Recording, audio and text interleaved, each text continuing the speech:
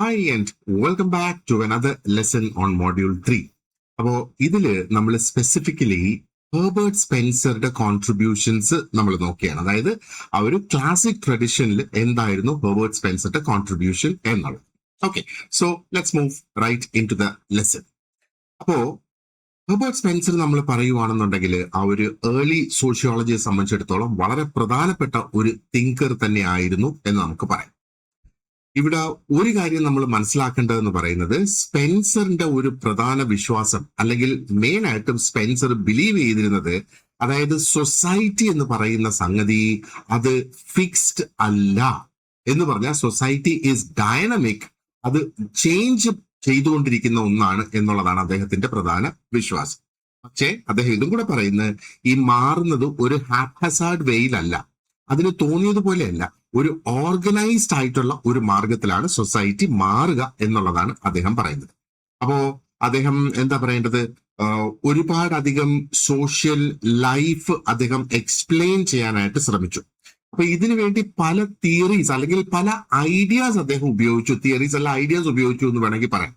അതിൽ ഒന്ന് എവല്യൂഷൻ എന്ന ഐഡിയ അദ്ദേഹം ഉപയോഗിച്ചു, അഡാപ്റ്റേഷൻ എന്ന ഐഡിയ അദ്ദേഹം ഉപയോഗിച്ചു, ആൻഡ് ഇന്റർ ഡിപ്പെൻഡൻസ്. നമുക്കറിയാം ഇന്റർ ഡിപ്പെൻഡൻസ് എന്ന് പറയുമ്പോഴത്തേക്ക് പല ഘടകങ്ങൾ തങ്ങളിൽ ഡിപ്പെൻഡ് ചെയ്തുകൊണ്ട് വരുന്ന ആ ഒരു മാറ്റം എന്നുള്ളത്. ഓക്കെ, അപ്പോ സോഷ്യോളജിയെ കുറിച്ച് നമ്മൾ ചിന്തിക്കുകയാണെന്നുണ്ടെങ്കിൽ, അല്ലെങ്കിൽ ഹെർബർട്ട് സ്പെൻസറുടെ അദ്ദേഹം he's also known as controversial sociologist എന്നും അദ്ദേഹത്തെ അറിയപ്പെടുന്നു എന്നുള്ളതാണ്.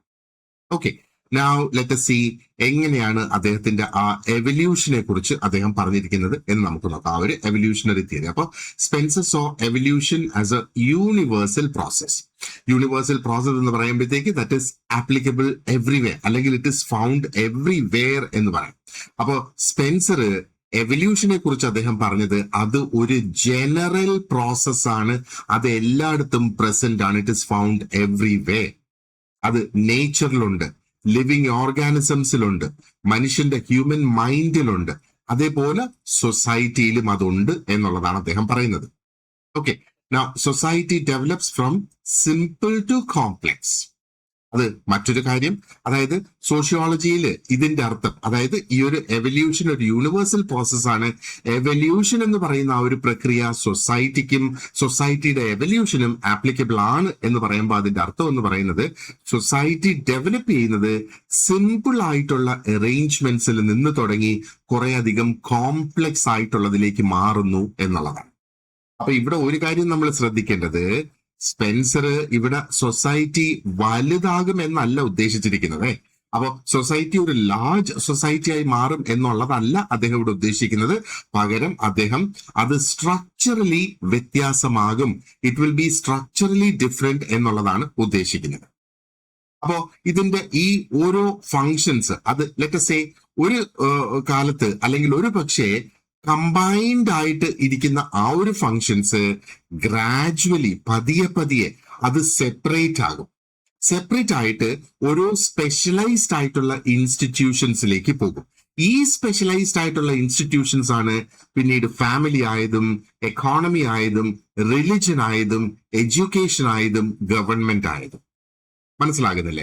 അതായത് ആദ്യം ഇതെല്ലാം ഒന്നിച്ചായിരുന്നു, ഒരുപക്ഷെ ആ ഒരു പുരാതന കാലത്ത് ഇതെല്ലാം ഒന്നിച്ച് ആയിരുന്നു.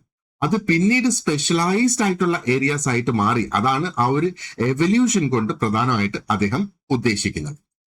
ലെറ്റ് us see എന്താണ് ആ ഒരു ഡിഫറൻസിയേഷൻ ആൻഡ് ഇന്റഗ്രേഷൻ എന്നുള്ളത് അദ്ദേഹം ഉദ്ദേശിക്കുന്നത്. അപ്പൊ സ്പെൻസറിന്റെ തിയറിയുടെ വളരെ പ്രധാനപ്പെട്ട ഒരു ഭാഗമാണ്. അതായത് it is A pair of concept. ഇത് രണ്ടും കൂടെ ഒന്നിച്ച് തന്നെ നമ്മൾ അതിനെ മനസ്സിലാക്കുകയും വേണം. ആൻഡ് ദേ ആർ കോൾഡ്, ഈ പെയറിന് പറയുന്നത് ഡിഫറൻസിയേഷനും ഇന്റഗ്രേഷനും എന്നാണ്. അപ്പൊ എന്താണ് ഡിഫറൻസിയേഷൻ കൊണ്ട് ഉദ്ദേശിക്കുന്നത്? Differentiation means growth of specialised roles and institutions.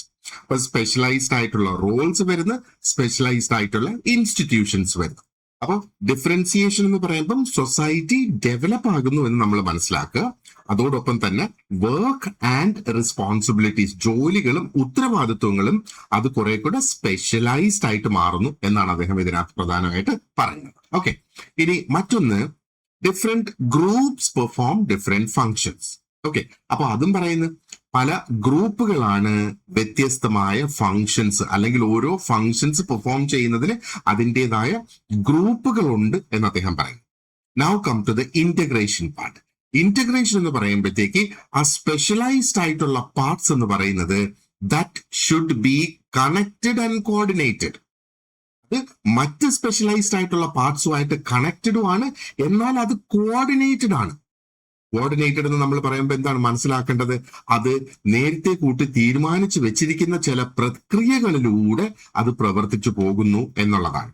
അപ്പോ മോഡേൺ സൊസൈറ്റി എന്ന് പറയുമ്പോഴത്തേക്ക് ഒന്ന് അത് സ്പെഷ്യലൈസ്ഡ് ആണ്, അതോടൊപ്പം തന്നെ ഹൈലി ഇന്റർ ഡിപ്പെൻഡന്റ് ആണ് എന്ന് മനസ്സിലാക്കുക.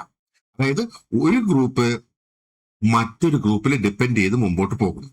അപ്പൊ ഈ ഒരു ഐഡിയ നമ്മൾ നോക്കുകയാണെന്നുണ്ടെങ്കിൽ ഇത് സോഷ്യോളജിക്കലി ഭയങ്കര പ്രധാനപ്പെട്ടതാണ്. കാരണം ഇത് നമ്മെ പഠിപ്പിക്കുന്ന അല്ലെങ്കിൽ നമ്മെ കാണിച്ചു തരുന്ന എന്താണ്?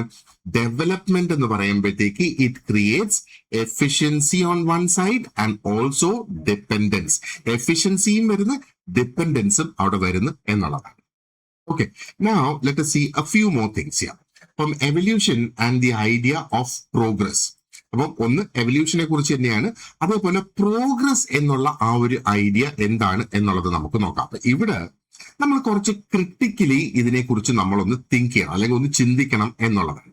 അപ്പം ചില അവസരങ്ങളിൽ സ്പെൻസർ എവല്യൂഷനെ ഡിസ്ക്രൈബ് ചെയ്തത് അത് ഒരു സിമ്പിൾ ആയിട്ടുള്ള ഒരു ഫാക്ച്വൽ പ്രോസസ് ആയിട്ടാണ് അതിനെ ഡിസ്ക്രൈബ് ചെയ്തേക്കുന്നത്. എന്നാൽ മറ്റ് ചില അവസരങ്ങളിൽ അദ്ദേഹം അതിനെ ഒരു പ്രോഗ്രസ് ആയിട്ടാണ് അദ്ദേഹം അതിനെ കരുതിയിട്ടുള്ളത്. അതായത് ഒരു എന്താ പറയേണ്ടത്, മോർ കോംപ്ലെക്സ് ആയിട്ടുള്ള സൊസൈറ്റീസ് ഓട്ടോമാറ്റിക്കലി ബെറ്റർ ആയിട്ടുള്ള സൊസൈറ്റീസ് ആയി മാറി എന്നുള്ളതാണ് അദ്ദേഹം പറയുന്നത്. അപ്പോ ഈ എന്താ പറയണ്ടേ, സെയിം അദ്ദേഹം ഈ ഒരു എവല്യൂഷനെ കുറിച്ച് തന്നെയാണ് നമ്മൾ ഇവിടെ പറയുന്നത്. ഒന്ന്, എവല്യൂഷൻ ഒരു ഫാക്ച്വൽ പ്രോസസ് ആണെന്നും മറ്റ് അവസരങ്ങളിൽ അതിനെ ഒരു പ്രോഗ്രസ് ആയിട്ടും കണക്കാക്കി. എങ്ങനെയാണ് പ്രോഗ്രസ് ആയിട്ട് കണക്കാക്കിയിട്ട് അദ്ദേഹം ഉദ്ദേശിക്കുന്നത് എന്താണ്? അതായത് സൊസൈറ്റീസ് ബെറ്റർ ആകുന്ന ഒരു സാഹചര്യമാണ് പറയുന്നത്. സൊസൈറ്റീസ് എങ്ങനെയാണ്? സൊസൈറ്റീസ് കോംപ്ലെക്സ് ആകുമ്പോഴേക്കും അത് കുറെ കൂടെ ബെറ്റർ ആയിട്ട് മാറും എന്നുള്ളതാണ്. അപ്പൊ ഇത് ഒരു പ്രധാനപ്പെട്ട ഒരു ചർച്ചയാണ് സോഷ്യോളജിയെ സംബന്ധിച്ചിടത്തോളം. അപ്പോ ഇവിടെ പറയുന്നത് എന്താണ്? ഒരു സൊസൈറ്റി ഒരു പക്ഷേ വളരെയധികം കോംപ്ലെക്സ് ആയിട്ടായിരിക്കും അല്ലെങ്കിൽ കോംപ്ലെക്സ് ആയിരിക്കും, പക്ഷെ കോംപ്ലെക്സ് ആയിട്ടുള്ള ഒരു സൊസൈറ്റി ആയതുകൊണ്ട് അത് ഓട്ടോമാറ്റിക്കലി മോറലി സുപ്പീരിയർ ആകണം എന്ന് നിർബന്ധമില്ല. അതാണ് ഇവിടുത്തെ പ്രധാനപ്പെട്ട ഒരു ഡിബേറ്റ് എന്ന് പറയുന്നത്. അപ്പോ അതിനെ പരിഹരിക്കാനായിട്ട് നമ്മൾ എന്താ ചെയ്യേണ്ടത്? ആ ഒരു വി ഷുഡ് സെപ്പറേറ്റ് ആ ഒരു അനലിറ്റിക്കൽ ഡിസ്ക്രിപ്ഷനെ അതിന്റെ ആ ഒരു വാല്യൂ ജഡ്ജ്മെന്റിൽ നിന്ന് സെപ്പറേറ്റ് ചെയ്ത് അതിനെ കാണണം എന്നുള്ളത്. അപ്പോൾ ഈ ഒരു ഡിസ്റ്റിങ്ഷൻ ഇത് രണ്ട് രീതിയിൽ നമ്മൾ കാണണം. സ്പെസിഫിക്കലി എക്സാംസിനെ സംബന്ധിച്ചിടത്തോളം നമുക്ക് ഇത് വളരെ ഒരു പ്രധാനപ്പെട്ട ഒരു സംഗതി. അതായത് കോംപ്ലെക്സിറ്റി എന്ന് പറയുമ്പോഴത്തേക്ക് it doesn't mean that the society is superior എന്നുള്ള ആ ഒരു സംഗതിയാണ് നമ്മൾ ഇവിടെ കാണേണ്ടത്. ഓക്കെ, അപ്പൊ ഈ ഒരു പ്രോബ്ലം ആണ് ഞാൻ നേരത്തെ പറഞ്ഞത്. This creates A problem between description. അതായത് ഡിസ്ക്രിപ്ഷൻ എന്ന് പറയുമ്പോഴത്തേക്ക് how do you describe it, അതിനെക്കുറിച്ച് എങ്ങനെയാണ് പറയുന്നത്, ആൻഡ് വാല്യൂ ജഡ്ജ്മെന്റ്. അതിൽ നിന്ന് വരുന്ന മൂല്യങ്ങൾ നമ്മൾ നോക്കുമ്പോഴത്തേക്ക് അത് എന്താ പറയേണ്ടത്, ഒരു പക്ഷേ ചേർന്ന് പോകില്ല. അതുകൊണ്ടാണ് അതിനെ വ്യത്യസ്തമായി അല്ലെങ്കിൽ ഡിഫറെന്റ് ആയിട്ട് നമ്മൾ കാണണം എന്ന് പറയുന്നത്. ഇനി മറ്റൊരു കോൺസെപ്റ്റ് നമുക്ക് നോക്കാനുള്ളത് ഇസ് സോഷ്യൽ ഡാർവിനിസം. ഓക്കെ, അപ്പോ സ്പെൻസർ വളരെ ഫ്രീക്വന്റ് ആയിട്ട് ഈ ഡാർവിനിസം എന്ന ഐഡിയ ആയിട്ട് കണക്ട് ചെയ്ത് നിൽക്കുന്നു. സോഷ്യൽ ഡാർവിനിസം അപ്ലൈ ചെയ്യുന്നത് ആ ഒരു എവല്യൂഷണറി അതായത് അത് ഈ ഒരു സൊസൈറ്റിക്ക് അല്ലെങ്കിൽ സോഷ്യൽ ലൈഫിന് ഒരു എവല്യൂഷണറി ലാംഗ്വേജ് അത് കൊടുക്കുന്നു.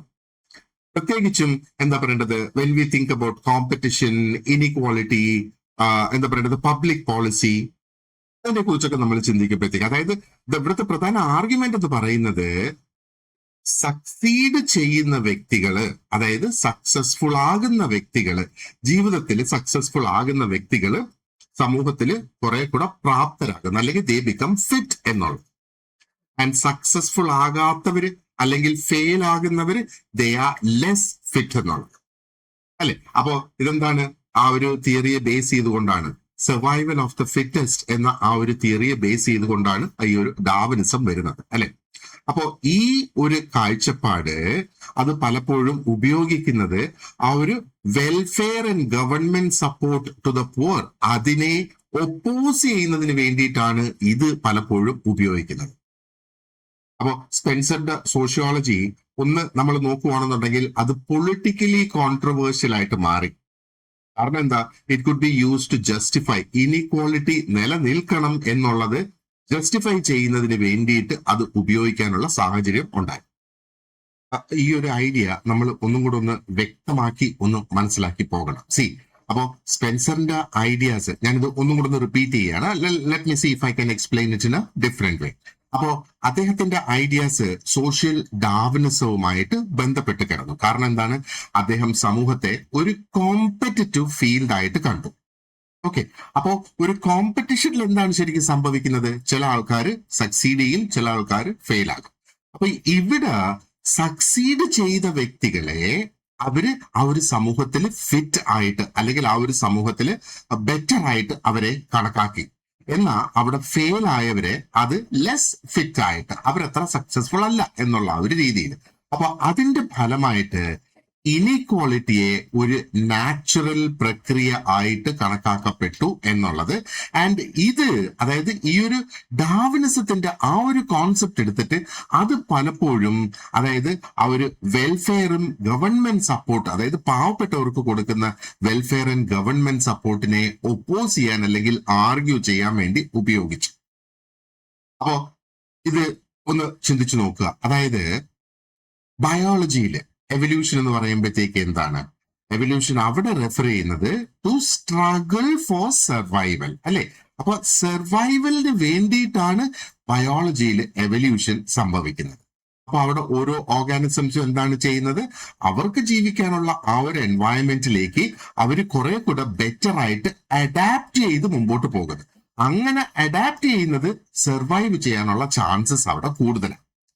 സ്പെൻസർ ഈ സെയിം ഐഡിയ എടുത്തിട്ട് സോഷ്യൽ ലൈഫിൽ അപ്ലൈ ചെയ്തു. അങ്ങനെയാണ് എന്താ പറയേണ്ടത്, സൊസൈറ്റി എന്ന് പറയുന്നത് ഇറ്റ് വർക്ക്സ് ത്രൂ കോമ്പറ്റിഷൻ എന്നുള്ള ആ ഒരു നിഗമനത്തിൽ അദ്ദേഹം എത്തിയത്. അവിടെ ഇൻഡിവിജ്വൽസ് ആയിരുന്നാലും ഗ്രൂപ്പ്സ് ആയിരുന്നാലും പലതരം ക്ലാസ്സസ് അവിടെയുണ്ട്. ഈ ക്ലാസ്സുകളും ഗ്രൂപ്പുകളും ഇൻഡിവിജ്വൽസും they are in constant competition with each other.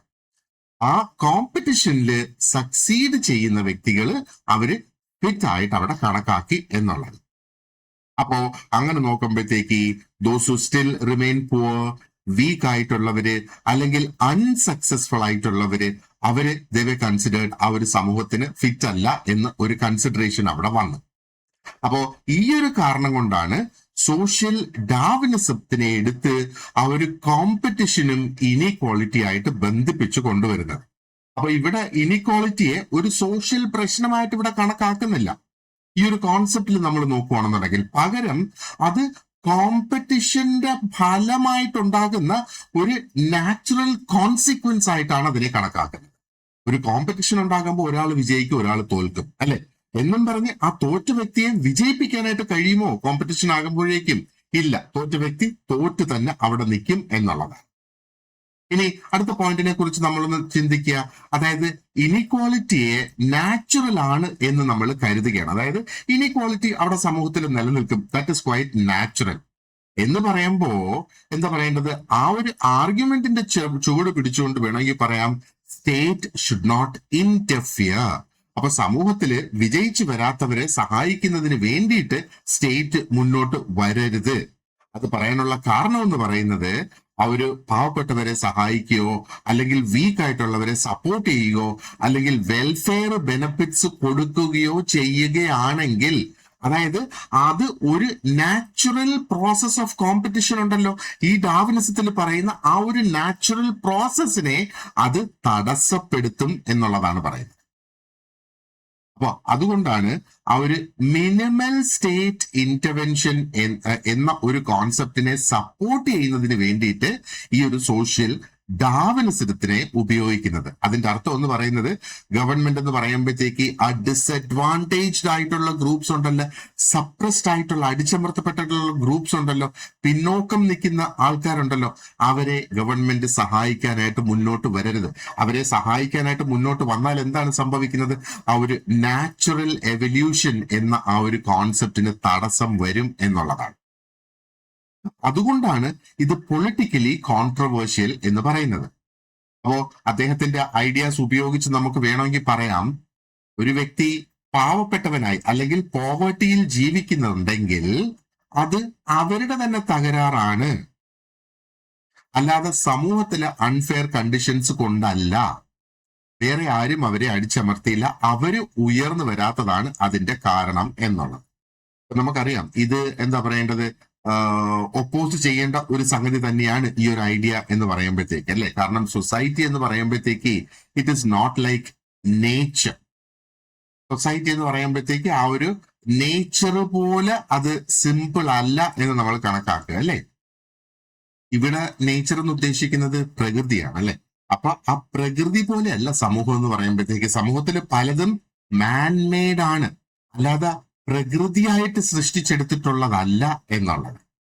അതേപോലെ തന്നെ മനുഷ്യനെ സംബന്ധിച്ചിടത്തോളം മനുഷ്യന് ആ ഒരു ക്ലാസ് സിസ്റ്റം ഉണ്ട്, എഡ്യൂക്കേഷൻ ഉണ്ട്, ഓപ്പർച്യൂണിറ്റി അല്ലെങ്കിൽ അവസരങ്ങളുണ്ട്, ആൻഡ് പവർ അവിടെ വരുന്നുണ്ട് എന്നുള്ളത് നമുക്ക് കാണാം. അപ്പോൾ സക്സസും ഫെയിലിയറും എന്ന് പറയുന്നത് ആ ഒരു വ്യക്തിയുടെ ഒരു ഫിറ്റ്നസ് അപേക്ഷിച്ച് അല്ലെങ്കിൽ ആ ഒരു വ്യക്തിയുടെ കഴിവുകൾ അപേക്ഷിച്ച് മാത്രമല്ല അതിനകത്ത് അവിടെ വരിക, അല്ലെ? ആ ക്ലാസ് പോലെയുള്ള കാര്യങ്ങളൊക്കെ ഇതിനകത്ത് ഇന്റർഫിയർ ചെയ്യും.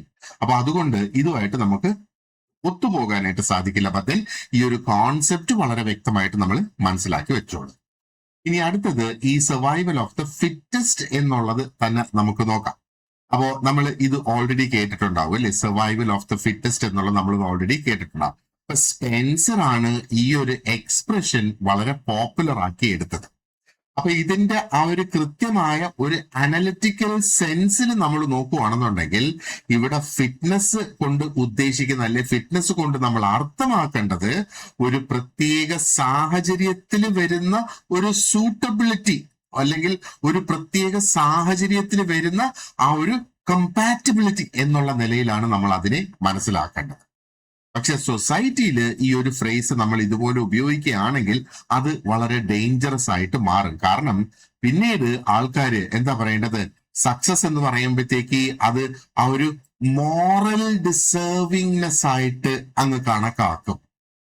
അപ്പൊ ഫെയിലിയറിനെ എപ്പോഴും ഫെയിലിയർ, അത് I was born to fail എന്നുള്ള ആ ഒരു രീതി ആൾക്കാർ അങ്ങ് ആക്സെപ്റ്റ് ചെയ്യും. അപ്പൊ അങ്ങനെ വരുമ്പോഴത്തേക്ക് വ്യക്തികളുടെ സൈഡിൽ നിന്ന് ആ ഒരു എന്താ പറയണ്ടേ ഒരു ഇൻഡിവിജ്വൽ പുഷ് അല്ലെങ്കിൽ ആ ഒരു ഒരു ഒരു ഒരു ഒരു എന്താ പറയണ്ടേ ആ ഒരു എയിം അവിടെ ഇല്ലാതെ വരും for them to become better and better എന്ന് പറയുന്നത്. അപ്പോൾ സോഷ്യൽ സക്സസ് എന്ന് പറയുമ്പോഴത്തേക്ക് എപ്പോഴും it is not always based on merits. Opportunities എപ്പോഴും അൺഈക്വൽ തന്നെ ആയിരിക്കും. എഡ്യൂക്കേഷൻ, വെൽത്ത്, ഹെൽത്ത് ആൻഡ് ആ ഒരു സോഷ്യൽ ബാക്ക്ഗ്രൗണ്ട്, ഇതെല്ലാം എന്താ പറയേണ്ടത് മനുഷ്യന് കിട്ടുന്ന അവസരങ്ങൾ അല്ലെങ്കിൽ ഓപ്പർച്യൂണിറ്റീസിനെ സ്വാധീനിക്കും എന്നുള്ളത് നമ്മൾ മനസ്സിലാക്കുക. അപ്പൊ ഈ ഒരു സർവൈവൽ ഓഫ് ദ ഫിറ്റസ്റ്റ് എന്നുള്ള ആ ഒരു idea it can actually become circular and അത് അൺഫെയർ ആയിട്ടുള്ള ഒരു ഐഡിയ ആയിട്ട് മാറും.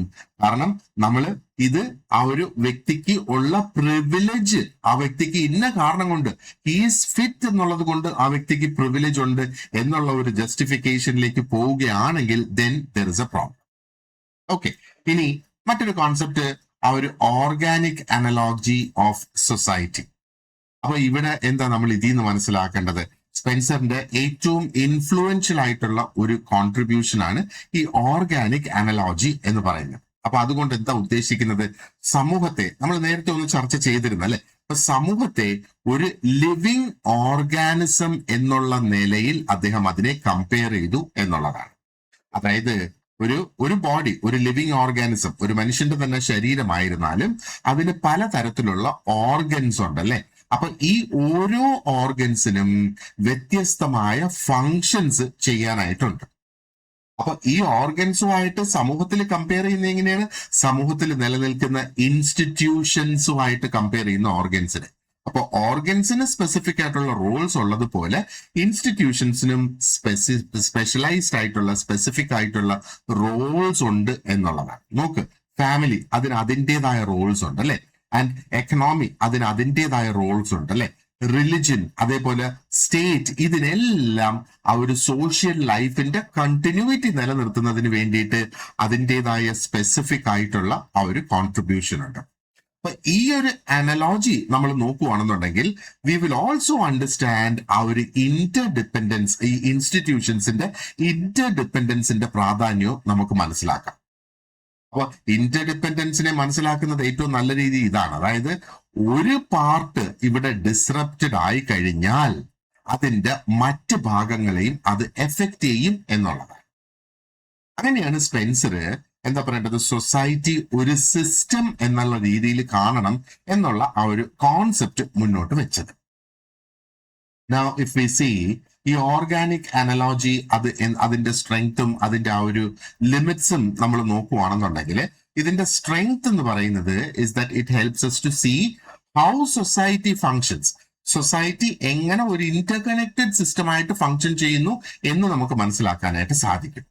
ഇവിടെ സോഷ്യലിസം, കോഓപ്പറേഷൻ ആൻഡ് ആ ഒരു സോഷ്യൽ പ്രോബ്ലംസ് കൊണ്ട് സമൂഹത്തിന് മൊത്തം ഉണ്ടാകുന്ന പ്രശ്നങ്ങൾ നോക്ക്, അതെല്ലാം അങ്ങ് ബാധിക്കുന്നു എന്നുള്ളതാണ് അല്ലെ. അതേപോലെ വീക്ക്നെസ്സും പ്രധാനപ്പെട്ടതാണ് ഇവിടെ നമ്മൾ നോക്കേണ്ടത്. സൊസൈറ്റി എന്ന് പറയുന്നത് ലിറ്ററലി ഒരു ബോഡി എന്ന് നമുക്ക്, അതായത് ഒരു ലിവിങ് ഓർഗാനിസത്തിന്റെ ഒരു ബോഡി പോലെ നമുക്ക് കണക്കാക്കാനായിട്ട് കഴിയില്ല. കാരണം എന്താ, ഇപ്പൊ നമ്മള് മനുഷ്യനെ എടുക്കുക, ഹ്യൂമൻ ബീയിങ്. അപ്പൊ ഹ്യൂമൻ ബീയിങ്ങിന്റെ ബോഡി ആയിട്ട് ഇവിടെ കമ്പയർ ചെയ്യുന്നത് ആ ഒരു രീതിയിൽ നമ്മൾ എടുത്താല് മനുഷ്യൻ എന്ന ആ ഒരു ബോഡിയുടെ പ്രത്യേകത എന്താണ്, ബോധവാനാണ്, കോൺഷ്യസ് ആണ് അല്ലെ, ചിന്തിക്കാനായിട്ടുള്ള ആ ഒരു കഴിവുണ്ട്. ആൻഡ് പല കാര്യങ്ങളും റെസിസ്റ്റ് ചെയ്യാനൊക്കെ മനുഷ്യന് കഴിയും എന്നുള്ളതാണ്. അപ്പോ ഈ ഓർഗൻസ് അവര് പ്രൊട്ടസ്റ്റ് ചെയ്യോ, റെസിസ്റ്റ് ചെയ്യോ, ചിന്തിക്കോ ഇല്ല, പക്ഷെ ആൾക്കാർക്ക് ചിന്തിക്കാനായിട്ട് സാധിക്കും എന്നുള്ളത്. അപ്പോ ഈ ഒരു അനലോജി നമ്മൾ അതേപോലെ എടുത്ത് ഉപയോഗിക്കുകയാണ്, അത് ലിറ്ററലി നമ്മൾ ഉപയോഗിക്കുകയാണെന്നുണ്ടെങ്കിൽ ആ ഒരു ഹ്യൂമൻ ഏജൻസിയെയും ആ സോഷ്യൽ കോൺഫ്ലിക്റ്റിനെയും നമ്മൾ ഇവിടെ ഇഗ്നോർ ചെയ്യുന്ന ഒരു സാഹചര്യം ഉണ്ടാകും എന്നുള്ളത്. അടുത്തത് ആ ഒരു മിലിറ്റന്റ് ആൻഡ് ഇൻഡസ്ട്രിയൽ സൊസൈറ്റി ആണ് നമുക്ക് അടുത്തത് ഒന്ന് ഡിസ്കസ് ചെയ്യാനായിട്ടുള്ളത്. അപ്പൊ ഇവിടെ എന്താ പറയുന്നത്, Spencer distinguished militant and industrial societies. Okay, അപ്പോ മിലിറ്റന്റ് സൊസൈറ്റീസ്, ഇൻഡസ്ട്രിയൽ സൊസൈറ്റീസിനെ ഡിസ്റ്റിംഗ്വിഷ് ചെയ്തിരുന്നു. അപ്പോ ദീസ് ആർ ഐഡിയൽ ടൈപ്സ് എന്നുള്ളതാണ് അദ്ദേഹം പറയുന്നത്, നോട്ട് എക്സാക്ട് റിയാലിറ്റീസ് എന്നുള്ളത്. മറ്റൊരു പോയിന്റ് ഇവിടെ നോക്കി, സോഷ്യൽ ഓർഗനൈസേഷൻ എന്ന് പറയുന്നത് അത് ഡിപ്പെൻഡ് ചെയ്യുന്നത് ഹൗ സൊസൈറ്റി സെക്യൂർസ് സർവൈവൽ. ആ സോഷ്യൽ ഓർഗനൈസേഷൻ ഡിപ്പെൻഡ് ചെയ്യുന്നത് ആ ഒരു സമൂഹം എങ്ങനെ ആ ഒരു സർവൈവൽ നടപ്പാക്കുന്നു എന്നുള്ളത് അനുസരിച്ച്. അതേപോലെ വാറും കോവേഷനും ദേ ഷേപ്പ് വൺ ടൈപ്പ്, ഒരു ടൈപ്പ് ഓഫ് സൊസൈറ്റിയോട് ഉണ്ടാകുന്നു. പ്രൊഡക്ഷനും എക്സ്ചേഞ്ചും മറ്റൊരു തരത്തിലുള്ള ഒരു സൊസൈറ്റിയെ അവിടെ രൂപപ്പെടുത്തുന്നു. ആ പ്രൊഡക്ഷനും എക്സ്ചേഞ്ചും ആണ് ഇൻഡസ്ട്രിയൽ എന്ന് പറയുന്നത്. മിലിറ്റന്റ് എന്ന് ഇവിടെ ഉദ്ദേശിക്കുന്നത് മിലിറ്ററി തന്നെയാണ് എന്നുള്ളത്. അപ്പൊ ഇവിടെ എന്താണ്, ഇത് രണ്ടും രണ്ട് ഐഡിയൽ ടൈപ്സ് എന്ന് പറയുമ്പോഴത്തേക്ക് എന്താണ്, നമുക്ക് ഏറ്റവും ഉചിതമായിട്ട് നമുക്ക് കാണാൻ കഴിയുന്ന ടൈപ്പ് എന്നുള്ള രീതിയിലാണ് ഇത് രണ്ടും ഇവിടെ വന്നിരിക്കുന്നത്. രണ്ട് അനലിറ്റിക്കൽ മെത്തേഡ്സ് എന്ന് വേണമെങ്കിൽ നമുക്ക് പറയാം. അപ്പോ ഇതിൽ നിന്ന് നമുക്ക് ഡോമിനന്റ് ആയി നിൽക്കുന്ന ടെൻഡൻസീസിനെ മനസ്സിലാക്കാനായിട്ട് സാധിക്കും. എന്നാൽ ആ ഒരു യഥാർത്ഥ ജീവിതത്തില് പെർഫെക്റ്റ് ആയിട്ടുള്ള റിയൽ ലൈഫ് കാറ്റഗറീസ് ആയിട്ട് നമുക്ക് ഇതിനെ കണക്കാക്കാനായിട്ട് സാധിക്കില്ല. അപ്പോ സ്പെൻസറുടെ ആർഗ്യുമെന്റ് എന്തായിരുന്നു, അതായത് ഒരു സമൂഹം ആ ഒരു സർവൈവലിനെ, അതിന്റെ നിലനിൽപ്പിനെ രൂപപ്പെടുത്തി എടുക്കുന്നത്, അല്ലെങ്കിൽ ആ ഒരു സമൂഹത്തിന്റെ സർവൈവൽ എന്ന് പറയുന്നത് തന്നെയാണ് അതിന്റെ ഇൻസ്റ്റിറ്റ്യൂഷൻസിനെയും അതിന്റെ മൂല്യങ്ങളെയും രൂപപ്പെടുത്തിയെടുക്കുന്നതായിട്ട് നമുക്ക് വേണമെങ്കിൽ കാണാം. അപ്പൊ ഇവിടെ മറ്റൊരു ചോദ്യം വരുന്നത്, സർവൈവൽ പ്രധാനമായിട്ടും വാറിലാണ് ഡിപ്പെൻഡ് ചെയ്യുന്നതെങ്കിലോ? അപ്പൊ അങ്ങനെ വരുമ്പോഴത്തേക്ക് ആ ഒരു സൊസൈറ്റി ഒരു ഒരു ഒരു ഒരു ഒരു വൺ ഡിഫറെന്റ് ആയിട്ടുള്ള ഒരു ഓർഗനൈസേഷൻ ആയിട്ട് മാറും അല്ലെ. അതേപോലെ അത് പ്രൊഡക്ഷനിലും എക്സ്ചേഞ്ച് എന്ന് പറയുമ്പോഴത്തേക്ക് ബൈങ് ആൻഡ് സെല്ലിംഗ് ആയിട്ട് കണക്കാക്കുക. പ്രൊഡക്ഷനിലും എക്സ്ചേഞ്ചിലുമാണ് ഡിപ്പെൻഡ് ചെയ്യുന്നതെങ്കിലോ അത് മറ്റൊരു തരത്തിലുള്ള ഒരു സമൂഹമായിട്ട് മാറും. അതാണ് അദ്ദേഹം ശരിക്കും ആ ഒരു മിലിറ്റന്റ് ആൻഡ് ഇൻഡസ്ട്രിയൽ സൊസൈറ്റി കൊണ്ട് അദ്ദേഹം അവിടെ മെയിൻ ആയിട്ട് ഉദ്ദേശിക്കുന്നത്. ഇനി ലെറ്റ് സി ആ ഒരു മിലിറ്റന്റ് സൊസൈറ്റിയെ നമുക്ക് കുറച്ചും കൂടെ എന്താണ് അതിന്റെ ആ ഒരു ഫീച്ചേഴ്സ് എന്ന് വേണമെങ്കിൽ നമുക്ക് മനസ്സിലാക്കാം. അപ്പോ ഈ ടൈപ്പ് ഓഫ് സൊസൈറ്റിയിൽ മിലിറ്റന്റ് സൊസൈറ്റിയിൽ അതോറിറ്റി അല്ലെങ്കിൽ അധികാരം എന്ന് പറയുന്നത് സെൻട്രലൈസ്ഡ് ആണ്, കേന്ദ്രീകൃത അധികാരമാണ് അവിടെ വരുന്നത്. ആൻഡ് അവിടെ വരുന്ന ആ ഒരു ഹയറാർക്കി എന്ന് പറയുന്നത് വളരെ സ്ട്രോങ് ആണ്. നോക്ക്, ഏറ്റവും മുകളിലിരിക്കുന്ന ആ ഒരു കമാൻഡറിന്റെ താഴെയുള്ള ഓഫീസേഴ്സ്, അങ്ങനെ അത് വരുന്നത് അല്ലെ. അപ്പൊ അവിടെ ആ ഒരു സെൻട്രലൈസേഷനും ആ ഒരു കമാൻഡും എന്നൊക്കെ പറയുമ്പോഴത്തേക്ക് അത് വളരെ സ്ട്രോങ് ആയിട്ട് അവിടെ നിൽക്കുന്നു. അപ്പോൾ ഇങ്ങനത്തെ ഒരു സമൂഹത്തിന്റെ ഏറ്റവും വലിയൊരു ഫീച്ചർ എന്ന് പറയുന്നത് അവിടെ ഡിസിപ്ലിൻ ഉണ്ട്, അവിടെ ഒബീഡിയൻസ് ഉണ്ട്, ലോയൽറ്റി ഉണ്ട്, അതേപോലെ തന്നെ സാക്രിഫൈസും ഉണ്ട്. ഇതിനൊക്കെയാണ് ഈ തരത്തിലുള്ള ഒരു സമൂഹത്തിന് ഏറ്റവും അധികം മൂല്യം കൽപ്പിച്ചിട്ടുള്ളത് അല്ലെ. അപ്പൊ ഇവിടുത്തെ ആ ഒരു സാമൂഹിക ജീവിതം അല്ലെങ്കിൽ സോഷ്യൽ ലൈഫ് എന്ന് പറയുന്നത് തിട്ടപ്പെടുത്തിയിരിക്കുന്നത് ആ ഒരു മിലിറ്ററി കൺട്രോളിനെ സപ്പോർട്ട് ചെയ്യുന്നതിന് വേണ്ടിയിട്ട്. അതേപോലെ ഇവിടെ ഒരു കളക്റ്റീവ് യൂണിറ്റിയും വരുന്നത്, എല്ലാവരും ഒരേപോലെ പ്രവർത്തിക്കുന്നു എന്നുള്ളത്. അപ്പം ഈ ഒരു സിസ്റ്റത്തിൽ നമ്മൾ നോക്കുകയാണെന്നുണ്ടെങ്കിൽ ഓരോ വ്യക്തികളുടെയും റോൾ എന്താണ്? അവര് ആ ഒരു ലാർജ് ഗ്രൂപ്പിനെ സേവിക്കുക എന്നുള്ളതാണ് ആ ഒരു വ്യക്തിയുടെ റോൾ എന്ന് പറയുന്നത്. അപ്പൊ കോവേഷൻ അല്ലെങ്കിൽ ആ ഒരു നിർബന്ധിക്കല്, coercion becomes the main method of coordination. അല്ലാത്ത തരത്തില് എന്താ പറയേണ്ടത്, ശിക്ഷകൾ ഉണ്ടാകാം. അപ്പോ ഒരു ഭയം, ഒരു ഭീതി സൃഷ്ടിച്ചിട്ടാണ് ഇവിടെ എല്ലാം കംപ്ലീറ്റ് കോർഡിനേറ്റ് ചെയ്ത് നിർത്തുന്നത്. അപ്പോ ഈ ഒരു ടൈപ്പ് ഉപയോഗിച്ച് അല്ലെങ്കിൽ ഈ ടൈപ്പ് ഒരു സമൂഹം ഉപയോഗിച്ചിട്ട് സ്പെൻസർ സൊസൈറ്റിയെ അതായത് എക്സ്പ്ലെയിൻ ചെയ്തിരിക്കുന്ന അതായത് ഈ ഫോഴ്സ്, അതായത് നിർബന്ധിച്ചുകൊണ്ട് അടിച്ചമർത്തിക്കൊണ്ട് ഫോഴ്സ് എന്താ പറയേണ്ടത് സോഷ്യൽ ഓർഗനൈസേഷനെ കൺട്രോൾ ചെയ്യുന്നു അല്ലെങ്കിൽ ഡോമിനേറ്റ് ചെയ്യുന്നു എന്നുള്ള ഒരു കോൺസെപ്റ്റ് ആണ് അദ്ദേഹം ഇതിലൂടെ എക്സ്പ്ലെയിൻ ചെയ്തിട്ടുള്ളത്. ഓക്കെ, അപ്പൊ അതാണ് ആ ഒരു മിലിറ്റന്റ് സൊസൈറ്റിയുടെ പ്രത്യേകത. അതേപോലെ ഇനി നമ്മൾ ഇൻഡസ്ട്രിയൽ സൊസൈറ്റിയുടെ ഫീച്ചേഴ്സ് അല്ലെങ്കിൽ അതിന്റെ സവിശേഷതകൾ നമ്മൾ നോക്കുകയാണെന്നുണ്ടെങ്കിലോ ഈ തരത്തിലുള്ള ഒരു സമൂഹം എന്ന് പറയുമ്പോഴത്തേക്ക് അതിനെ അടിസ്ഥാനമാക്കിയിട്ടുള്ളത് is on production, trade and exchange അല്ലെ. ഇൻഡസ്ട്രിയൽ സൊസൈറ്റി എന്ന് പറയുമ്പോൾ ഇതാണ് അതിന്റെ ഒരു ഘടകമായിട്ട് വരിക. അപ്പൊ ഇവിടെ ഒരു തരത്തിലുള്ള ഒരു ഫോഴ്സ് ഉപയോഗിക്കുന്നില്ല, പകരം പലതരത്തിലുള്ള കോൺട്രാക്റ്റുകൾ ആൾക്കാർ തങ്ങളിൽ നിലനിൽക്കുന്നുണ്ട്, പലതരത്തിലുള്ള എഗ്രിമെന്റുകൾ ആൾക്കാർ തങ്ങളിൽ നിലനിൽക്കുന്നുണ്ട്. ആൻഡ് വോളണ്ടറി ആയിട്ടുള്ള ഒരു കോഓപ്പറേഷൻ ഇവിടെ വരുന്നു. എന്നാൽ സ്വമേധയാ ആൾക്കാർ കോഓപ്പറേറ്റ് ചെയ്ത് മുമ്പോട്ട് പോകുന്നു. അപ്പൊ ജോലികൾ എന്ന് പറയുമ്പോഴത്തേക്ക് അത് സ്പെഷ്യലൈസ്ഡ് ആയിട്ടുള്ള ജോലികളായിട്ട് പോകുന്നു. ചിലര് എഞ്ചിനീയേഴ്സ് ആകുന്നു, ചിലർ മാനേജേഴ്സ് ആകുന്നു, ചിലർ ഡോക്ടേഴ്സ് ആകുന്നു. അതെല്ലാം വേണം ഇൻഡസ്ട്രിയൽ സൊസൈറ്റിയിൽ അല്ലെ. അതിന് ഇവിടെ ആ ഒരു വ്യക്തി സ്വാതന്ത്ര്യം അല്ലെങ്കിൽ ഇൻഡിവിജ്വൽ ലിബർട്ടി എന്ന് പറയുന്നത് ആണ് ഇവിടെ ഏറ്റവും പ്രധാനപ്പെട്ട ആണ്. എന്നാൽ മിലിറ്റന്റ് സൊസൈറ്റിയിൽ ആ ഒരു ഇൻഡിവിജ്വൽ ലിബർട്ടിക്ക് അവിടെ പ്രാധാന്യമില്ല. അവിടെ എല്ലാ ഇൻഡിവിജ്വൽസും ആ ഒരു സ്റ്റേറ്റിനെയോ ആ ഒരു വലിയ ഗ്രൂപ്പിനെയോ സേവിക്കുക എന്നുള്ളത് മാത്രമാണ് അവിടെ വരുന്നത് അല്ലെ. അപ്പോ ഇൻഡസ്ട്രിയൽ സൊസൈറ്റിയും ഡോമിനേഷനിൽ നിന്ന് ഫ്രീ അല്ല, മനസ്സിലായില്ലേ. അവിടെ ഇൻഡിവിജ്വൽസിന് ഫ്രീഡം വളരെ പ്രധാനപ്പെട്ടതാണ്. പക്ഷേ ഇൻഡസ്ട്രിയൽ സൊസൈറ്റിയിലും ഡോമിനേഷൻ അവിടെയുണ്ട്. അപ്പോ അവിടെ എക്കണോമിക് ഡിപ്പെൻഡൻസ് അവിടെ വരുന്നു അല്ലെ. അപ്പൊ ഈ ഒരു എക്കണോമിക് ഡിപ്പെൻഡൻസ് എന്ന് പറയുന്നത് എന്താ പറയേണ്ടത്, it can also control people as powerfully as A military force. അപ്പൊ ഇൻഡസ്ട്രിയൽ സൊസൈറ്റി എന്ന് പറയുമ്പോഴത്തേക്കും ഇൻഡസ്ട്രീസിനെ ഡിപ്പെൻഡ് ചെയ്തുകൊണ്ട് ആൾക്കാർ ജീവിക്കും. അപ്പൊ അവിടെ ജോലി ചെയ്യുമ്പോൾ അവർക്ക് എന്താണ് ലഭിക്കുക, അവർക്ക് അവിടെ ശമ്പളം ലഭിക്കും. സിമ്പിൾ ആയിട്ട് നമ്മൾ നോക്കുവാണെന്നുണ്ടെങ്കിൽ അല്ലെ. അപ്പൊ ഈ ഒരു ശമ്പളം ലഭിക്കും എന്നുള്ള ആ ഒരു അടിസ്ഥാനത്തില് അവിടെ ആ സ്ഥാപനങ്ങളുടെ അടുത്ത് ഒരു വിധേയത്വം ആൾക്കാർക്ക് അവിടെ വരുന്നു. ഈ ഒരു വിധേയത്വവും ഒരു മിലിറ്ററി പവറിൽ ഉള്ള വിധേയത്വത്തിന് തുല്യമായിട്ട് തന്നെ നമുക്ക് കണക്കാക്കാം എന്നാണ് പറയുന്നത്.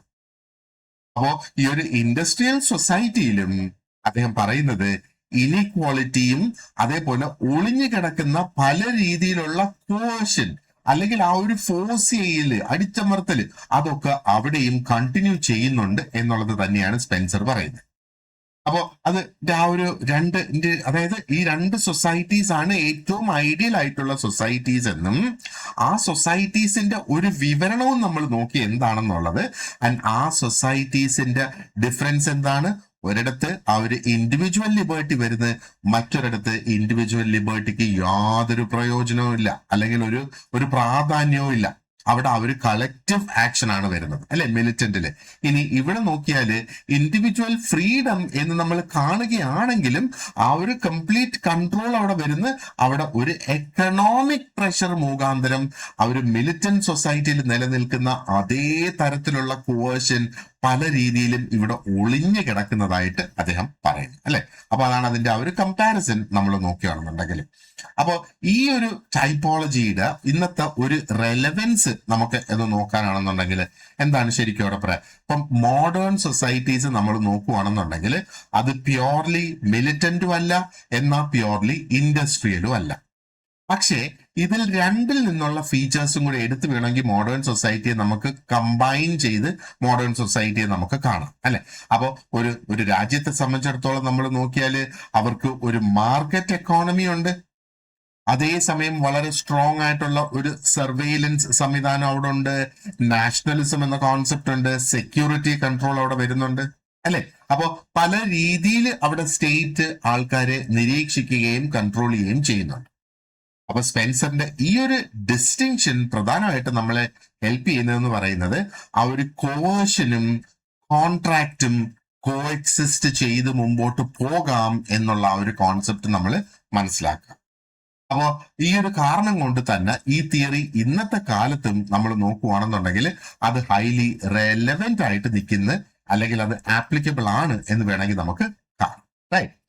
ഇനി സ്പെൻസറുടെ തിയറിയുടെ മെയിൻ ക്രിറ്റിസിസംസ് എന്തൊക്കെയാണ്?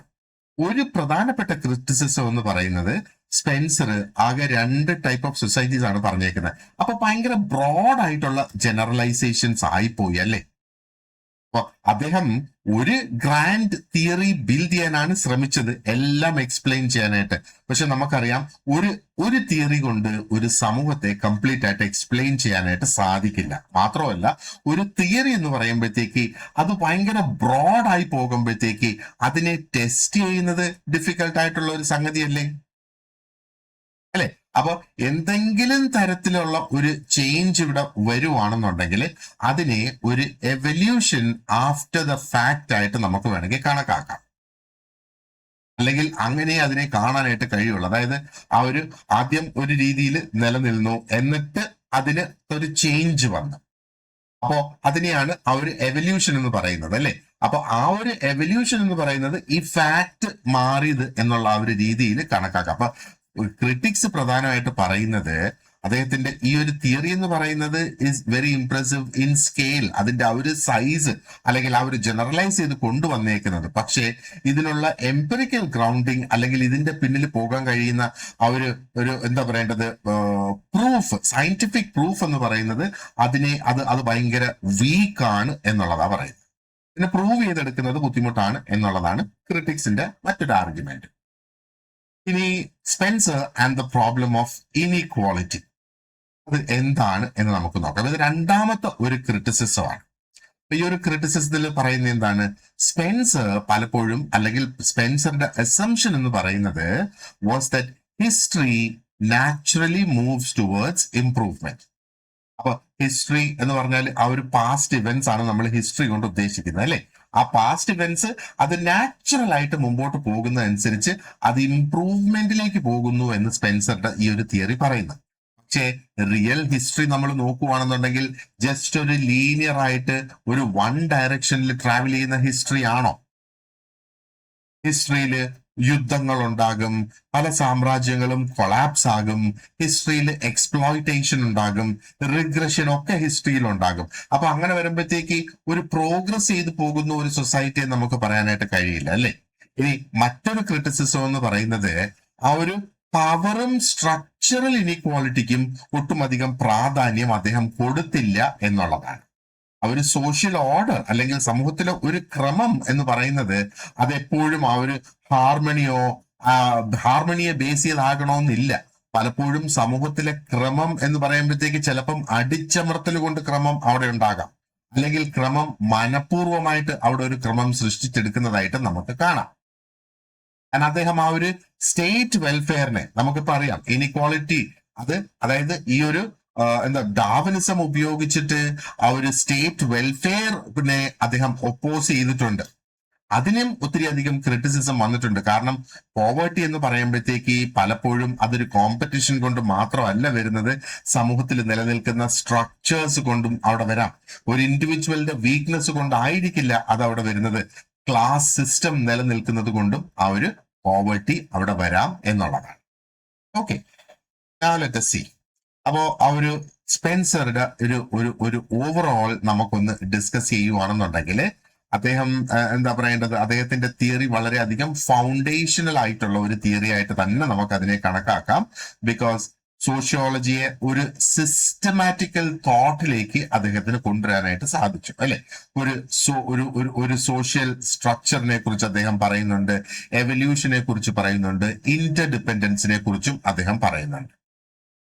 പക്ഷേ സയന്റിഫിക് ലാംഗ്വേജിനെ സംബന്ധിച്ച് നമ്മൾ നോക്കുകയാണെന്നുണ്ടെങ്കിൽ ഒരു എന്താ പറയേണ്ടത്, വളരെയധികം കോഷനോട് കൂടിയാണ് അദ്ദേഹം അതിനെ അപ്രോച്ച് ചെയ്തിട്ടുള്ളത്.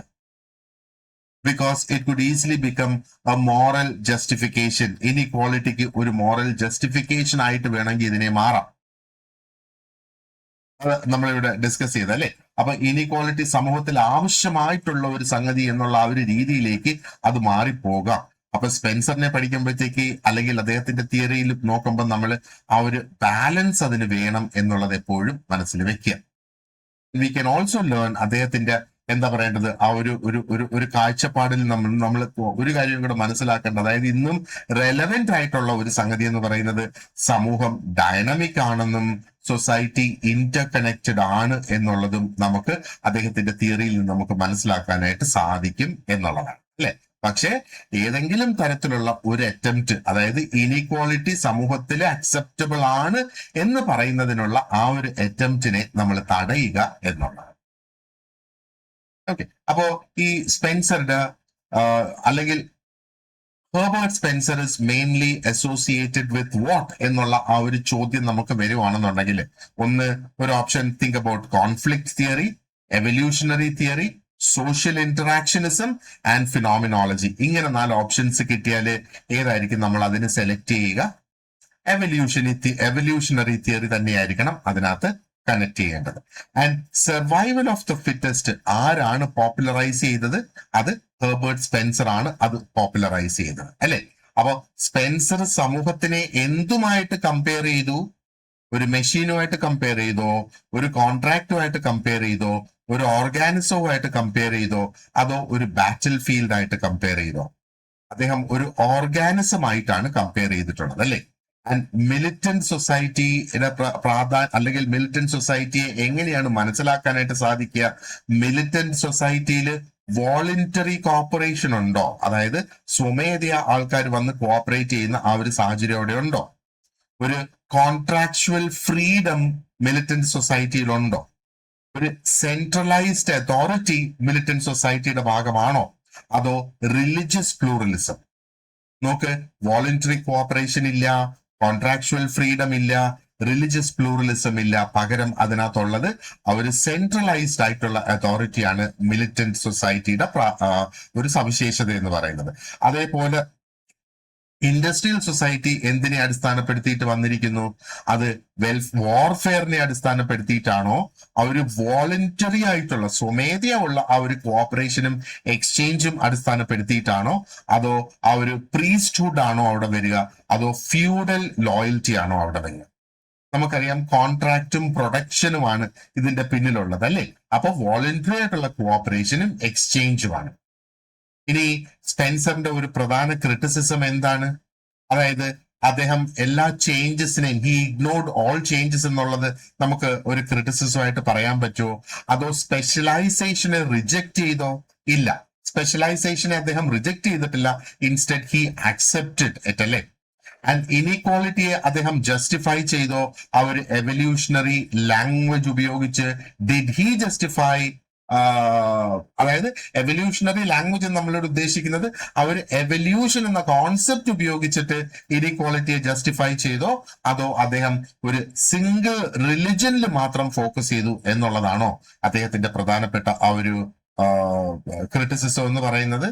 വെൽ, സോഷ്യൽ ഡാർവിനിസത്തിന്റെ ക്രിറ്റിസിസം ആണ് നമ്മളിവിടെ നോക്കേണ്ടത് അല്ലെ.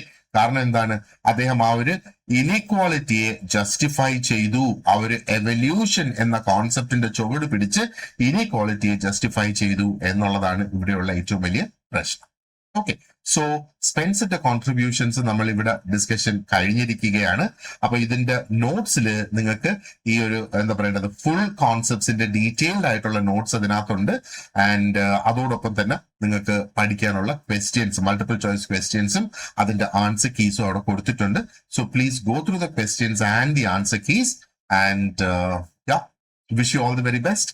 See you in the next class.